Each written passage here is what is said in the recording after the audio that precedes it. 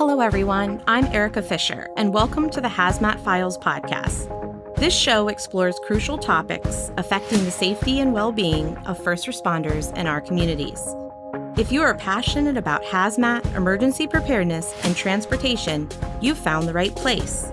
Through each podcast, we share untold stories from the hazmat landscape and open the files on the complexities of hazmat incidents and the unique challenges they present.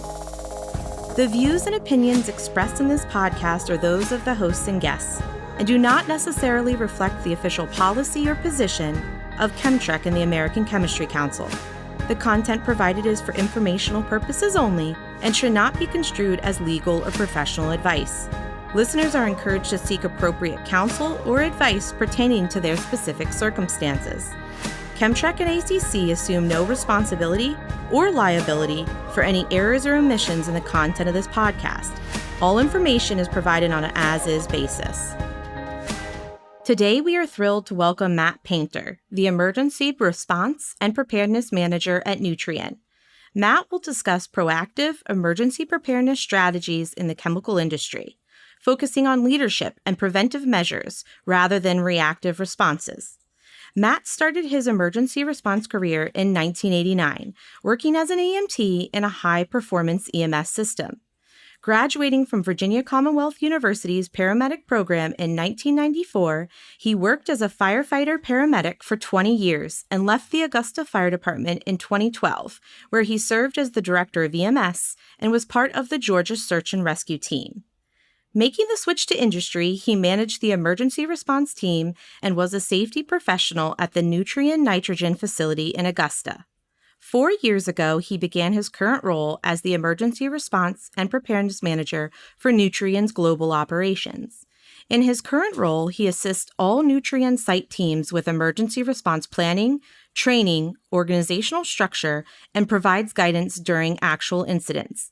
He manages the Transportation Emergency Response Team in support of Nutrien's Emergency Response Assistance Program in Canada. This team is made up of 50 members who respond to transportation emergencies. The team leverages training and technology to improve responses and keep the community safe. He has been a member of the National TransCare Task Group for the past 4 years and has participated in several TransCare national training events across the country. Matt also conducts exercises in both the U.S. and Canada with local emergency responders. Hi, Matt. Thanks so much for joining us. Hi, Erica. Thanks for having me. Matt, we are so glad to have you on the podcast. Can you describe your role as the Emergency Response and Preparedness Manager at Nutrien?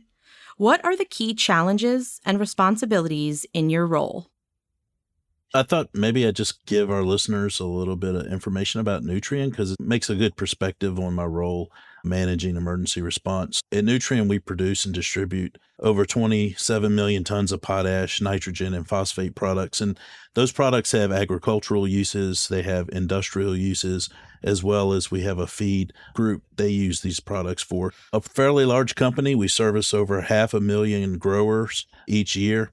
So in my role as the emergency response and preparedness manager, I'm really a resource for the business units for our nitrogen, phosphate, potash, and our retail branch of the company. I provide them with support when it comes to planning and being prepared for emergencies. All of our sites are manufacturing sites, in particular our mines and our production facilities. They have site emergency response teams. It's my role to give them the support that they need to maintain their programs really at peak performance. I assist in setting standards for equipment, for training, for deployment of resources. I also represent Nutrien with TransCare, and I also work with the Department of Homeland Security on matters, as well as Transport Canada. I have a pretty close connection with many of the regulatory bodies that have jurisdiction over emergency response. So those are the basic things I do at a pretty high level. Thank you so much for that overview of both Nutrien and your role there. It's clear that your role as the Emergency Response and Preparedness Manager involves a wide range of critical responsibilities. Nutrien's culture of care highlights crucial actions and behaviors that can be applied to emergency response, including lead, collaborate, challenge, and trust. How do these actions and behaviors play a role in Nutrien's emergency preparedness and response strategies? Great question. Our culture of care is something that we adopted several years ago. And those 4 pillars, leading, collaboration, challenging, and trust, are all very important behaviors and actions that we take very serious. This culture of care applies whether we're in the manufacturing process or emergency response. We try to lead. It's one of the 4 pillars. Leading means that we want to be accountable. We see something, we want to speak up. We want to look out for each other. We want to be leaders at home in our plants as well as in our communities. When it comes to emergency response, we try to take the lead in reaching out to those in our communities that we live in and that we serve to be sure that they know we're there and that we want to be a leading force when it comes to making resources available to those in our communities. The other thing we do is we want to collaborate. Collaboration is very important. We want to make sure that we're visible in our communities, whether it's reaching out to our local fire department or being involved in our local emergency planning groups. We want to collaborate, share information, be there to support those outside agencies. The 3rd pillar is challenge. We love celebrating success, but we also like to be challenged. We want to do it safely, or we don't want to do it at all. We like it when we get views from those that are outside the company, especially when it comes to emergency response, that could benefit not only our safety, but theirs. And finally, that last pillar is trust. And I think that's one of the most important pillars. We want to build trust with those that have a stake at what we do. We build that trust, of course, by being a part of their programs, offering training to the community, to our first responders, and creating an environment where they feel secure and that they feel like we're there to support them when we need to. We really try to use those 4 pillars, apply it in everything at Nutrien, but especially when it comes to emergency response. Yes. Working and collaborating with the first responders and LEPCs in your community is just a critical part of being prepared. One of Nutrien's core values is safety. Safety is a commitment anchored on trust, values, and leadership that Nutrien extends to your customers, your partners, and the communities in which you operate. How does Nutrien integrate technology into emergency response and safety measures? Are there any innovative tools or technologies that have significantly enhanced your company's response capabilities? We love to integrate technology into our responses and into our training. I think that using technology keeps us safer. There's different ways that we do that. One thing that we use is a communication system that's very mobile. We're using emergency notification systems that have mobile apps so we can reach as many people, no matter whether they're in the office, on the plant, outside of our system. We can notify those there's an emergency, how to respond to that. I think using a good tool for communicating is very important when it comes to emergencies. Another thing that we do, using real-time data analytics, I think is important. We have software that uses real live data to help us plot plumes if there is a release. It takes into consideration all of the current weather, and the changes in weather are live, real time. So it's a great tool for helping us if we do have a release to be able to track it, see where it's going. Is it heading to a populated area? Is it moving more remote? We actually make a lot of decisions on how we respond based on the current weather conditions and what the plume is doing. So that's been a huge help to us. Things such as the use of drones. We've deployed drones on our emergency response team, and we actually use the drone to do what we normally send people in to do. So instead of dressing out 2 people in hazmat level A suits to go in and try to see what's going on with a release, we actually fly a drone. We can see it live. We can record pictures. We can record video. And then we use that to help us make a decision on how we're going to approach that particular thing. Drones have been a really big improvement to our system. A couple of other things, we're using a sonar tank technology. Now, sonar has been around for years. Until recently, I didn't realize that it could be used in this particular capability. But with sonar tank monitoring, it actually looks like a hockey puck that mounts to the bottom of a tank. So you can use it on a propane tank. You could use it on an anhydrous ammonia storage tank. It works with oils, and it uses sonar in the tank to give us a level reading. When we're doing a transfer out of a tank, we stick this device on. Once we get the pump going, we can actually leave the hot zone and we can watch the tank as it gets transferred to a good tank. Another way that we can improve safety around what we do. And then, of course, making sure that we have good gas meters at our fixed facilities. We have gas meters along our fence lines that give us real live time data. It can catch a leak before we may even notice it. It allows us, if there is some type of an emergency, to monitor levels of product that could be moving in the wind off site. We're always looking for new things when it comes to technology, and those are a few pieces that we have in place right now. Thank you so much for that overview. It's great to hear that Nutrien's so open to new technologies and innovative technologies. Like you said, while sonar's been around for a while, you hadn't been able to apply that application in the past. And now that's a critical resource that allows you guys to keep workers safer during the transfer by staying further back and being able to monitor that sonar device. I think for first responders, it's always valuable to hear about real-world applications of emergency preparedness strategies. Can you walk us through a recent incident that Nutrien successfully managed? Reflecting on that incident, what were some of the key strengths that you observed in your team's response? And additionally, could you share a lesson learned that might help others in a similar situation? Yeah, absolutely. Fortunately, we don't have a lot of emergencies. We try to be proactive when it comes to that, but emergencies happen. That's just the business that we're all in, and you have to be able to handle those when they do. This particular incident occurred last fall, and it was a leak from a bullet tank. For those that maybe aren't familiar with those tanks, they're used pretty frequently in agriculture. They're pressurized tanks, and you can store a number of items in them. We probably all are used to the large propane tank that you see outside of a building that could run a generator. So there's similar tanks like that, but they're fixed. And they're various sizes. This particular tank held about 17 tons of anhydrous ammonia. And the nice thing is that when we set up emergency plans for our sites, we try to look at what is the worst thing that could happen at the site. Let's plan on the worst thing happening, even though that's probably the least often thing that would happen. But we want to build our plan around how do you deal with a worst case scenario. So we have done that at a lot of our sites that have these pressurized tanks. We said, okay, if we lose containment in the tank, how are we going to respond? So in this particular case, we developed a leak. It was a leak at a valve. It was a packing in a valve leaked. And it's very rare. In fact, it's the first one I've ever seen that did that. And I'm pretty sure it's going to be the last one I see in my career. But it did develop, and we were losing a small amount of ammonia.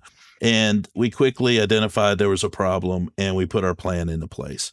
So that plan involves our sites calling our 800 number, and there's always someone on call that can help them manage their event. They got their response plan out. They called us. We were tied into that. And we quickly set up an incident command structure and brought in key people that we knew would be necessary, that would have a positive role in the event and that would help us mitigate it. This particular area was pretty rural, as a lot of our agricultural sites are, just all farmland around. We called 911. The local fire department came. It was a volunteer department. They had a few people on the fire engine, and we kept them at the scene even though they had no hazmat capability.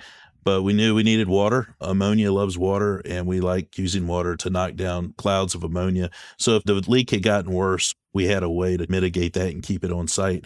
Because there was no hazardous material team anywhere close by, we actually deployed one of our teams that we use for transportation emergencies, and they arrived on scene. We're able to set up gas meters around the site.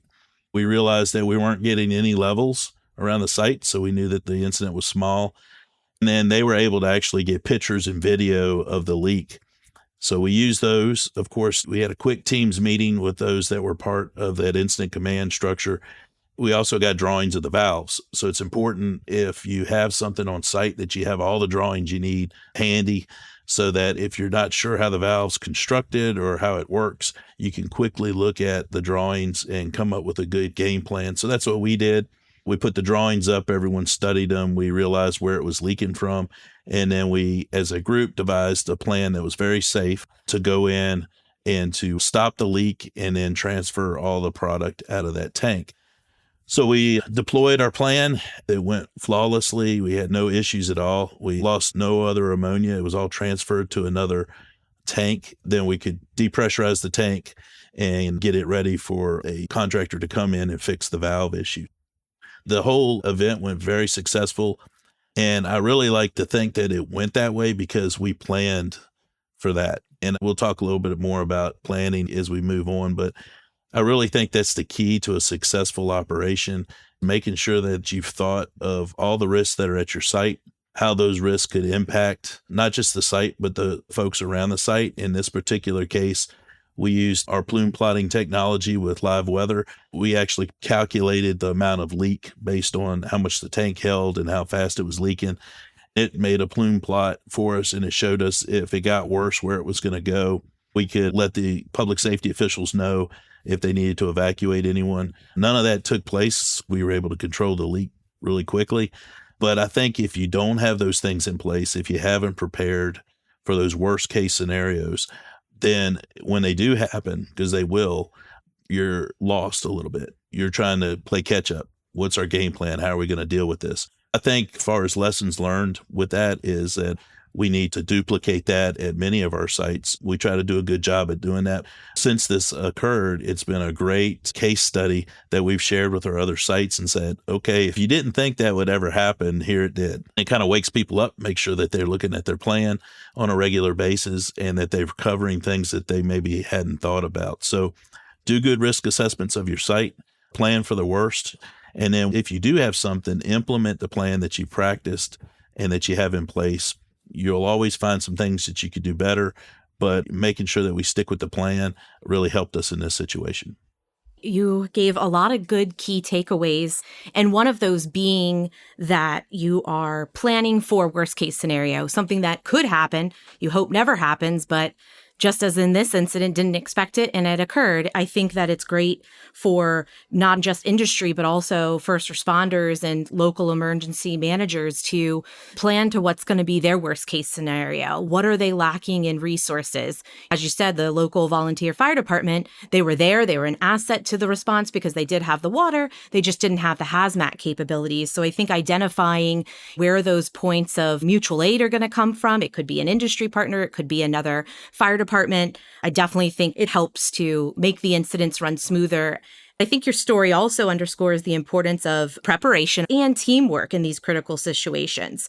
Could you tell us a little bit more about what training looks like for your team at Nutrien?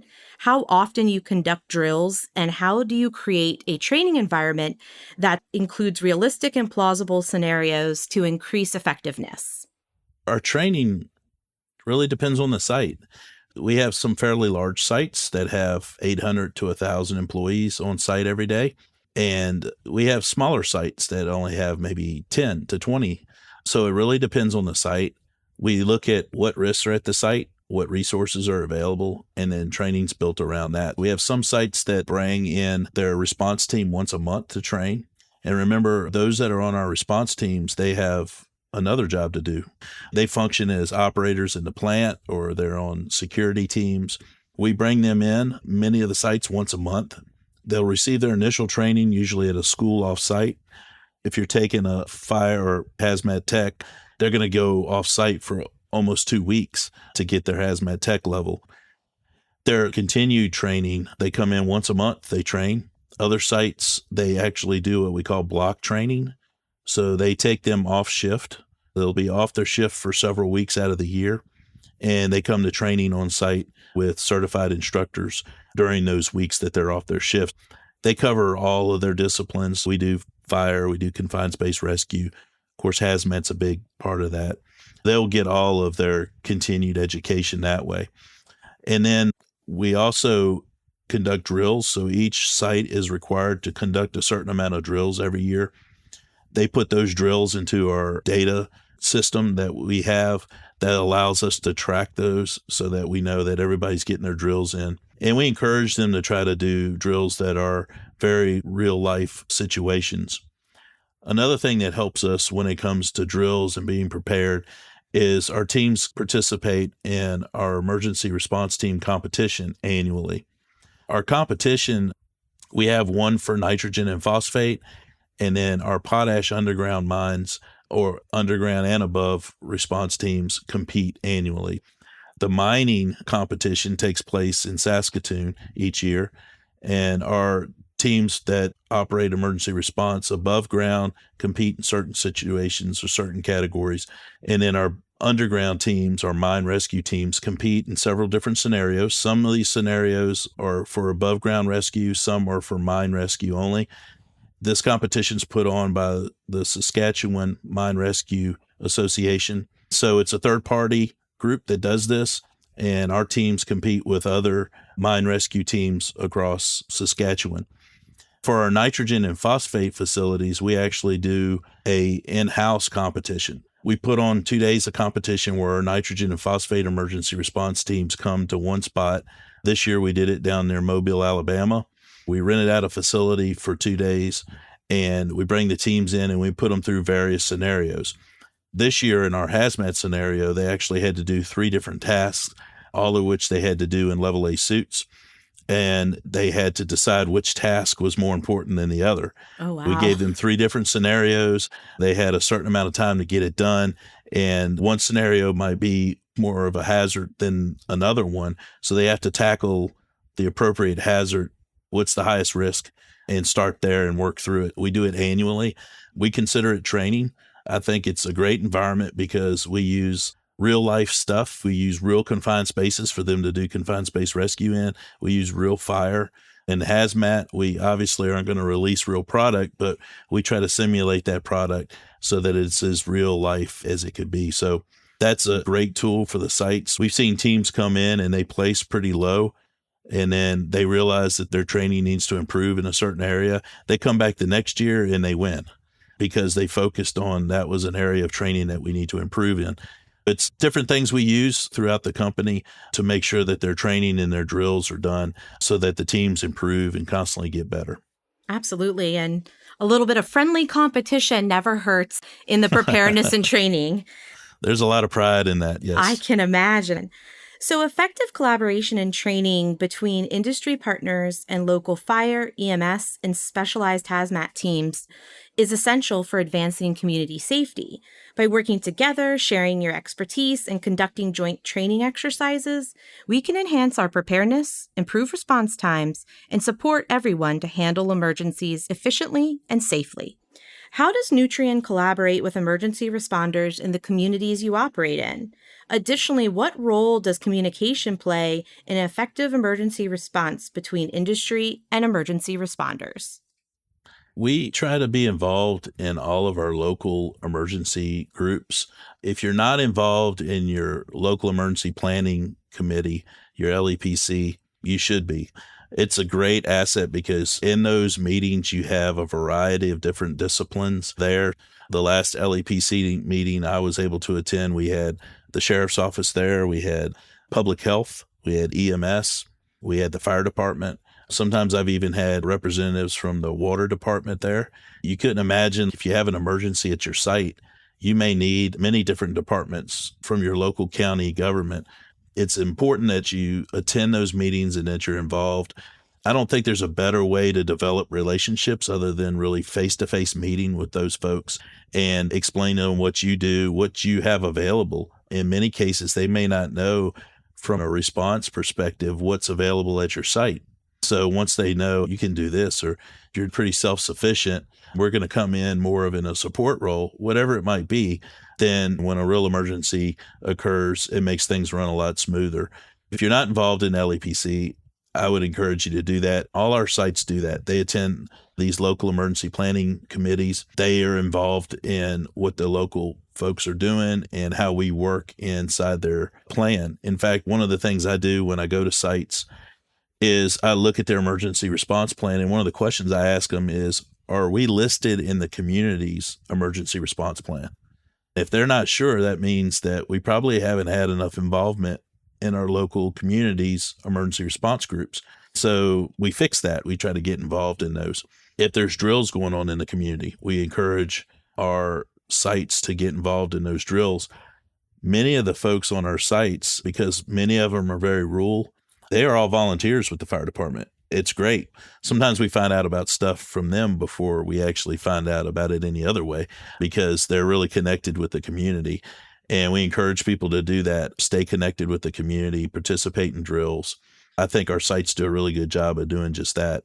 The other thing we try to do is try to stay involved with TransCare. It gives us some national attention, and we get to go out and meet folks maybe that we wouldn't otherwise meet. I know I've personally been able to participate in a few of the training events over the last few years. We have one coming up in Nevada later this year.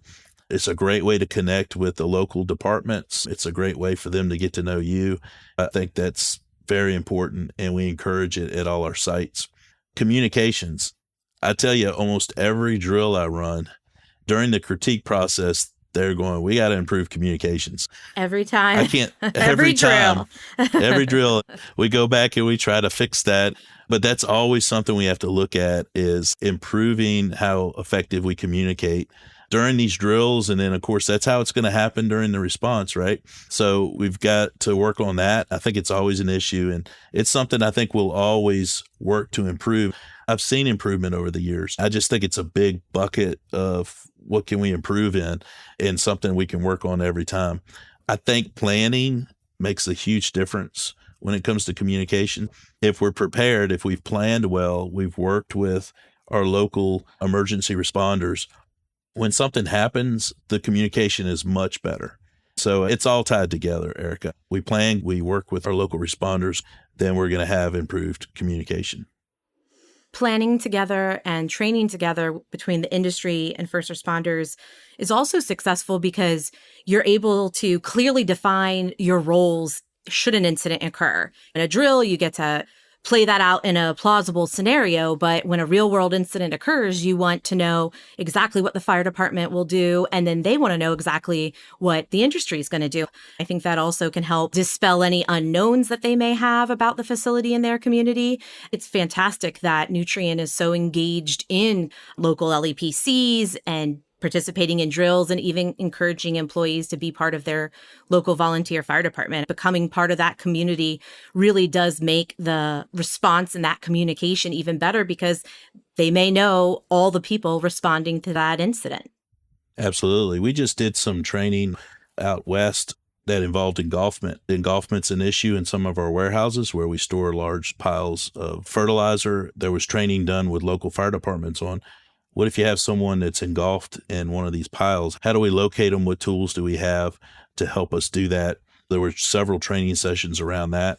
We've had other training sessions where some of our employees who are volunteers in their community, they just took it upon themselves to do some training around fertilizer safety. We have one person who did it locally, and everyone heard about it, and then he took a show on the road. He was able to do this class with other volunteer fire departments, and they're well received.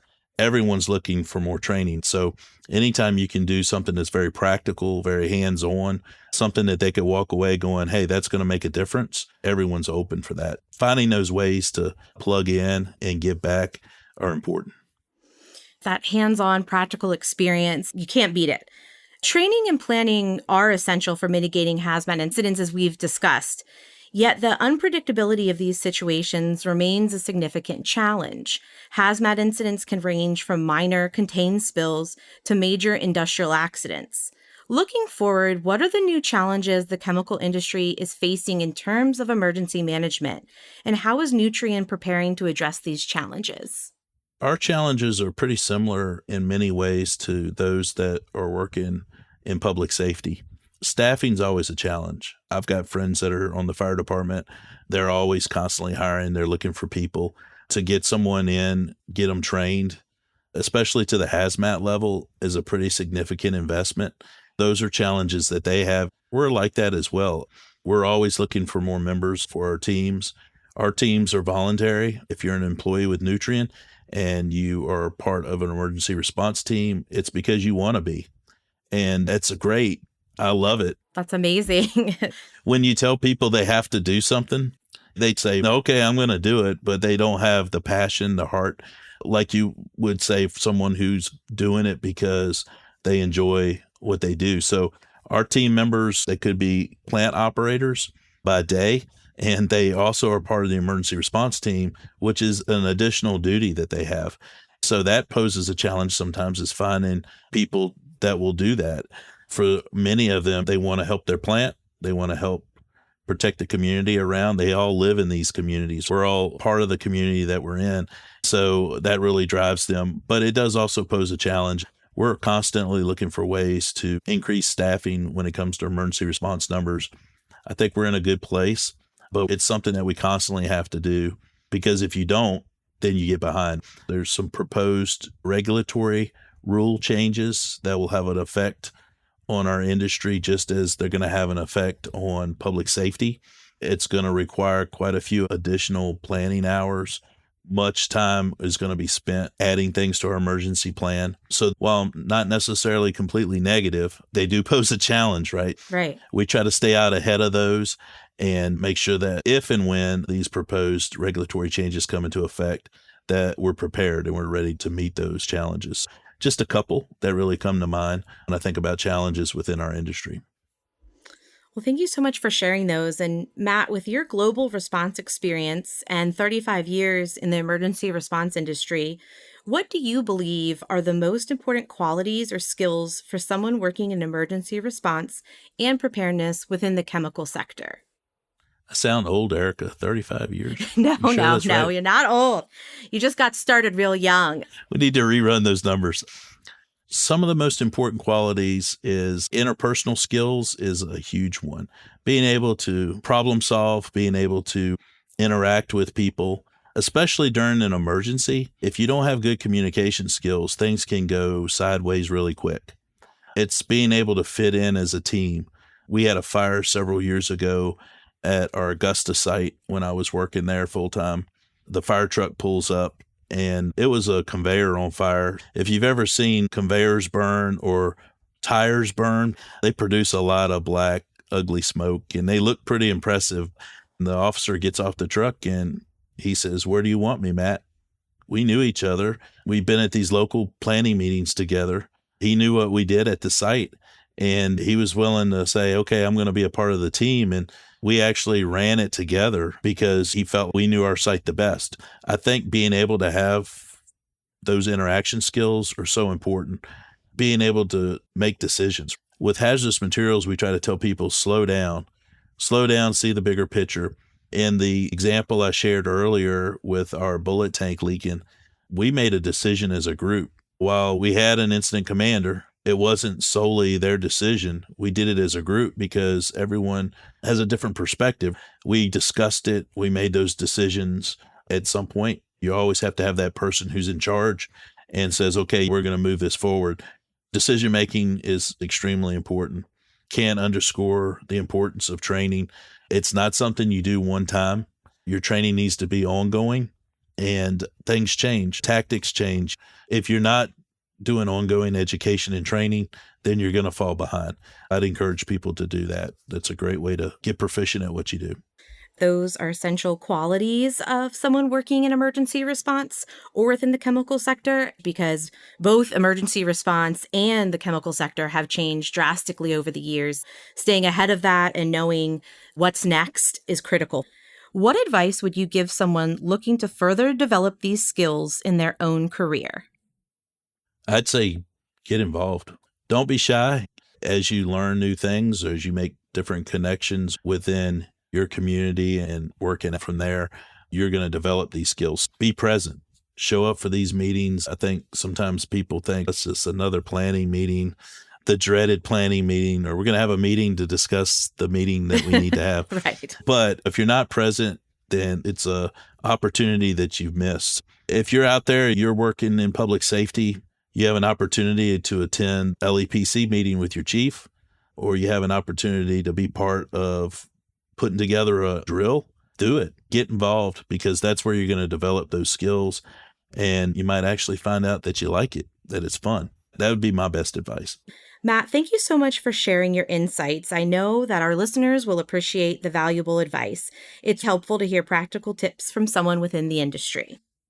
Our discussion today underscores the expertise required to successfully manage hazardous material incidents within the chemical sector and highlights the importance of ongoing training and continuous support for first responders and communities.